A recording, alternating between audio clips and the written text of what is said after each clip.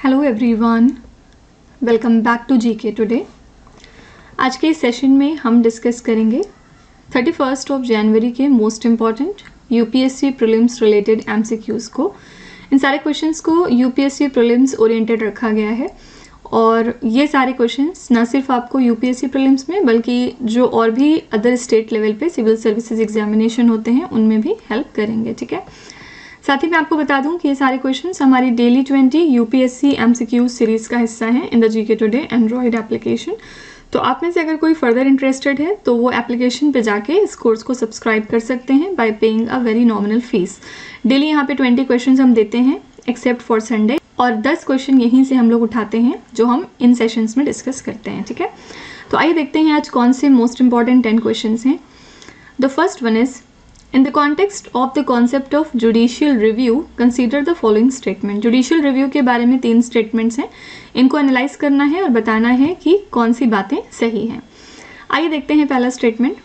judicial review allows the courts to examine the constitutionality of the legislative act। ये बिल्कुल सही है क्योंकि जुडिशियल रिव्यू कोर्ट्स को एम्पावर करता है कि वो ऐसे सारे लॉज को इनवैलिडेट कर सकें that are found to be unconstitutional. ठीक है, तो जुडिशियल रिव्यू का पर्पस ही यही होता है कि ऐसे सारे एक्ट्स को नल करना जो कि कॉन्स्टिट्यूशन के अगेंस्ट जाते हैं। ओके, और ये पावर किसके पास जाती है? कोर्ट्स के पास। ओके, सेकेंड स्टेटमेंट है, the principle of judicial review was established in the United states by the case Marbury versus medicine.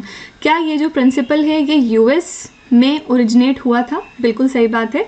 ये लैंडमार्क केस था 1803 का, मार्बरी वर्सेस मेडिसन का केस यूएस में, जिसके बाद ही यूएस के अंदर जुडिशियल रिव्यू का प्रिंसिपल स्टैब्लिश कर दिया गया था। ठीक है, तो वहीं से हमने जुडिशियल रिव्यू का कॉन्सेप्ट अपने कॉन्स्टिट्यूशन में भी लिया है। तो फर्स्ट सही है, सेकंड भी सही है।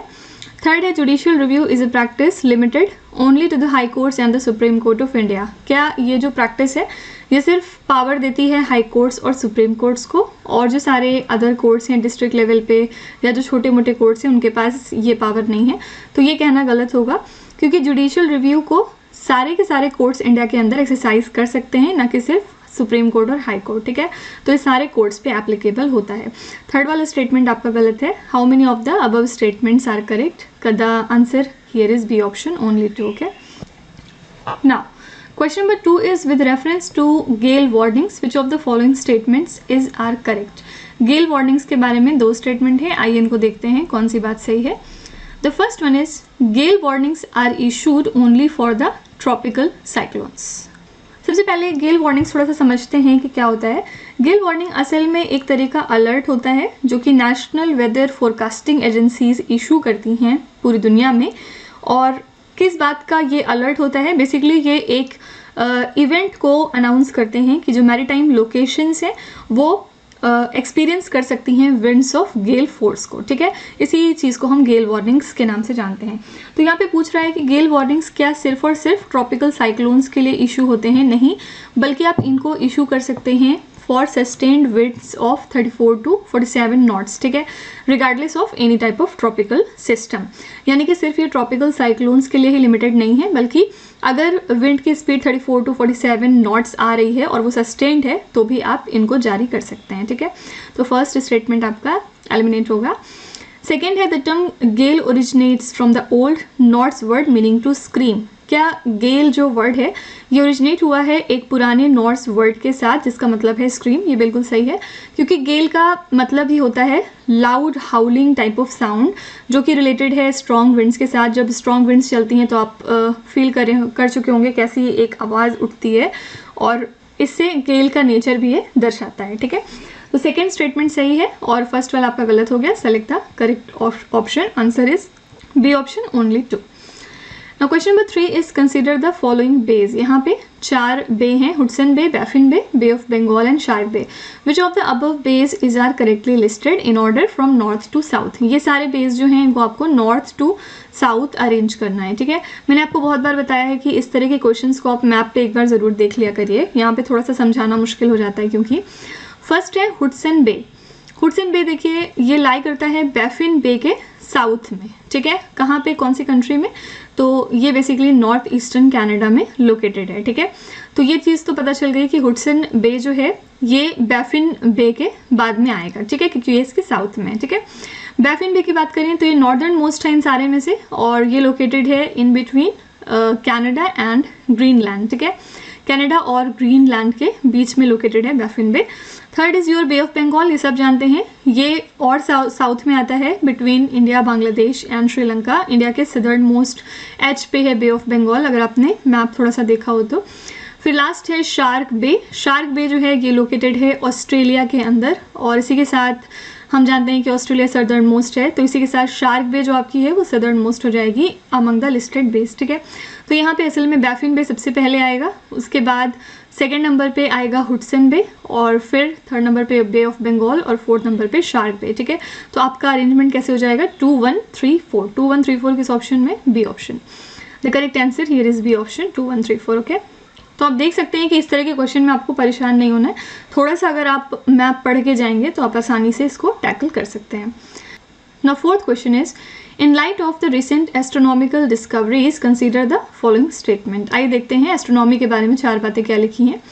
फर्स्ट है, Kuiper belt is region beyond Neptune that contains many small icy bodies. Kuiper belt की आपसे लोकेशन पूछ रहा है बेसिकली, क्या ये एक रीजन है नेपच्यून के बियॉन्ड जिसमें आपको बहुत सारे स्मॉल आइसी बॉडीज मिलेंगे, तो ये बिल्कुल सही है, ठीक है। क्यूपर बेल्ट में बहुत सारे नोन ऑब्जेक्ट्स फिलहाल मौजूद हैं, और इसमें one of the most important चीज़ कौन सा है, it was dwarf planet like Pluto, ठीक है। प्लूटो भी क्यूपर बेल्ट का ही हिस्सा माना गया है क्योंकि, तो इसकी डेफिनेशन बिल्कुल सही है। सेकेंड है, asteroids are primarily found in the Oort cloud which is located far beyond the Kuiper belt. देखिए एस्ट्रॉइड्स जो होते हैं ये ज़्यादातर आपको मिलेंगे एस्ट्रॉइड बेल्ट में between the planet Mars and Jupiter. कई बार एग्जाम में ये भी पूछा गया है कि एस्ट्रॉइड बेल्ट कौन कौन से प्लैनेट्स के बीच में लोकेटेड है, तो मार्स और जुपिटर के बीच में, ना कि ओर्ट क्लाउड में, ठीक है। एस्ट्रॉइड्स आपको ओर्ट क्लाउड में नहीं मिलते हैं, तो ये सेकेंड स्टेटमेंट आपका गलत है। थर्ड है, comets are made of ice, dust and rock originating from Kuiper belt and Oort cloud.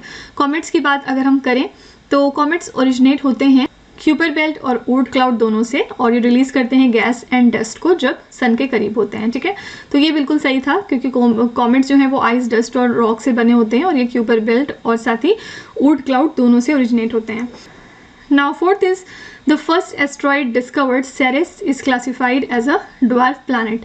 क्या ये जो पहला एस्ट्रॉइड है जिसका नाम है सेरेस, इसको ड्वार्फ प्लैनेट के तौर पे क्लासिफाई किया गया है? सही है, क्योंकि सेरेस जो है ये फर्स्ट एस्ट्रॉइड था जिसको डिस्कवर किया गया, और अब इसको क्लासिफाई कर दिया गया है एज अ ड्वार्फ प्लैनेट इसके साइज और शेप की वजह से, ठीक है। तो यहाँ पे आपका सिर्फ सेकंड ही एलिमिनेट होता है, बाकी तीनों स्टेटमेंट बिल्कुल सही है। How many of the above statements are correct? The correct answer is C option, only 3, okay. Now fifth question is, with reference to the concept of monetary policy consider the following statement. Monetary policy के बारे में 3 बातें हैं। First is, quantitative easing involves the central bank buying the government securities to increase the money supply.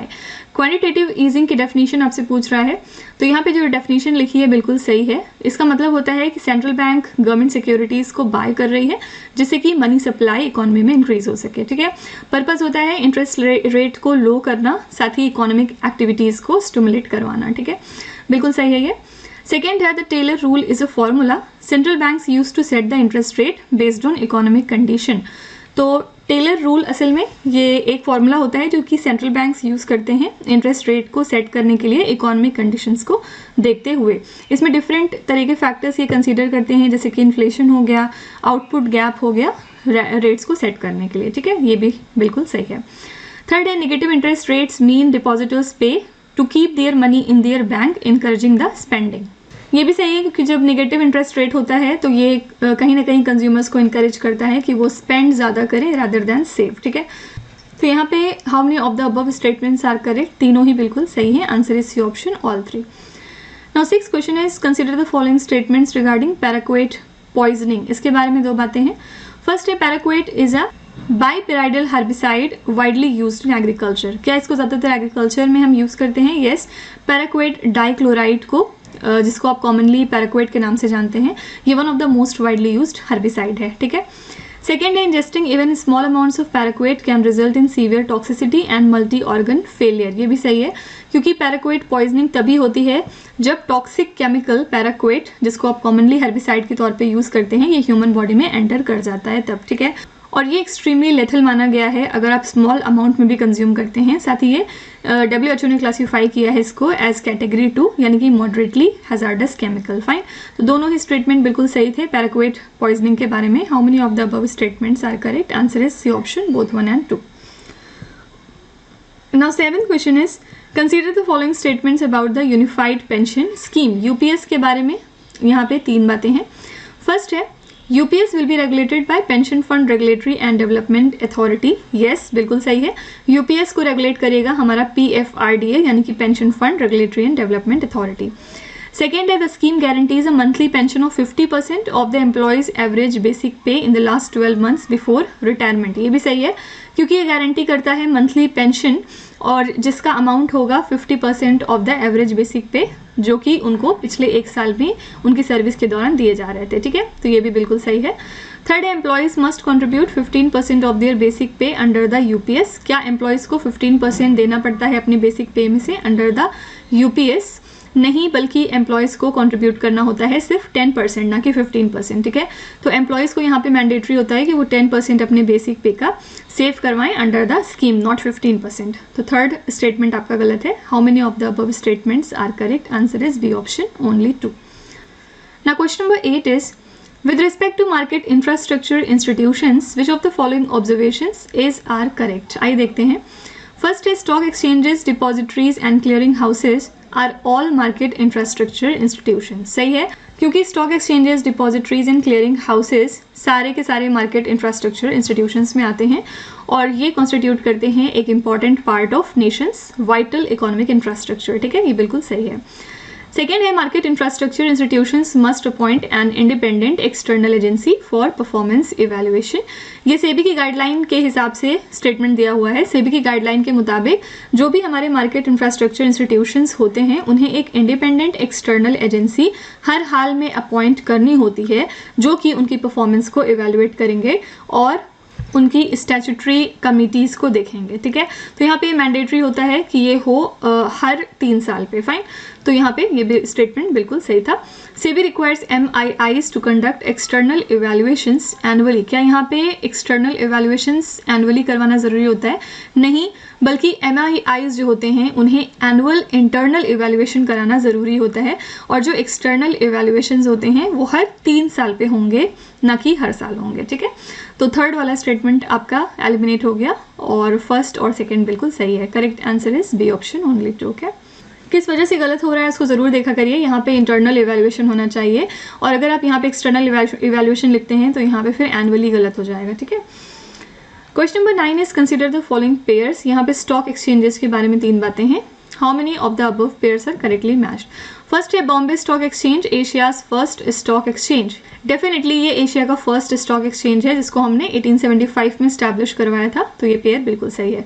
National stock exchange, largest stock exchange in India by volume, ये भी सही है क्योंकि ये लार्जेस्ट स्टॉक एक्सचेंज है इंडिया का bye trading volume अगर हम देखें तो, और ये जाना जाता है अपने एडवांस्ड इलेक्ट्रॉनिक ट्रेडिंग सिस्टम के लिए, ठीक है।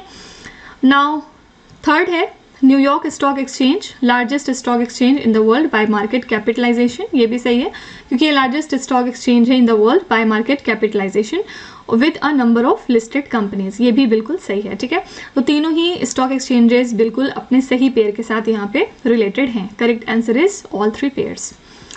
Now last question is in the context of permafrost consider the following statement. permafrost के बारे में 2 स्टेटमेंट है, आइए इनको एनालाइज करते हैं। The first one is permafrost is made of a combination of soil, rocks and sand that are held together by ice. ये बिल्कुल सही है। permafrost बेसिकली कॉम्बिनेशन होता है सॉइल, रॉक्स एंड सैंड का, जिनको कि साथ में रखा होता है आइस ने, ठीक है। तो सॉइल एंड आइस इस परमाफ्रोस्ट स्टे में पूरे साल फ्रोजन तौर पे रहते हैं, और सरफेस पे परमाफ्रॉस्ट जो सॉइल है वो अपने अंदर कंटेन करती है large quantities of organic carbon, जो कि एक मटेरियल है। हम जानते हैं कि ये निकलता है कहाँ से? फ्रॉम द डेड प्लांट्स या डेड एनिमल्स जो कि डिकम्पोज नहीं कर पाए या रॉट अवे हो गए due to the cold, okay. तो परमाफ्रॉस्ट डेफिनेटली कॉम्बिनेशन है सॉइल रॉक्स एंड सैंड का that are held together by ice. Second statement है permafrost is found almost exclusively in the far northern reaches and high elevations of the northern hemisphere. क्या इसका जो reason दिया गया है वो सही है? तो बिल्कुल ठीक है, क्योंकि परमाफ्रॉस्ट ज़्यादातर पाया जाता है in the far northern reaches and high elevations of northern hemisphere. Places की बात करें तो जैसे कि हो गया साइबेरिया, हो गया अलास्का है, कैनेडियन आर्कटिक है, ग्रीनलैंड है और इसके अलावा तिब्बतन प्लेटू है, वहाँ पे सबसे ज़्यादा परमाफ्रॉस्ट देखा गया है। ठीक है, तो दोनों ही स्टेटमेंट बिल्कुल सही थे। How many of the above statements are correct? Answer here is C option, both 1 and 2। Okay, तो with this we are done with our session. I hope कि आपको पसंद आया होगा आज का सेशन और आप डेफिनेटली काफ़ी कुछ सीख के जा रहे होंगे। आप ज़रूर कमेंट्स में बताइएगा कि ये सारे लेक्चर्स क्या आपको हेल्प कर रहे हैं आपके मॉक टेस्ट में या फिर नहीं, और अगर आपका कोई सजेशन है तो आप वो भी कमेंट में लिख सकते हैं। तो कल वापस ही हम लोग मिलेंगे इसके अगले लेक्चर के साथ। Till then stay tuned. Thank you so much for watching and please do not forget to subscribe to GK today. With this Meenu Sana signing of.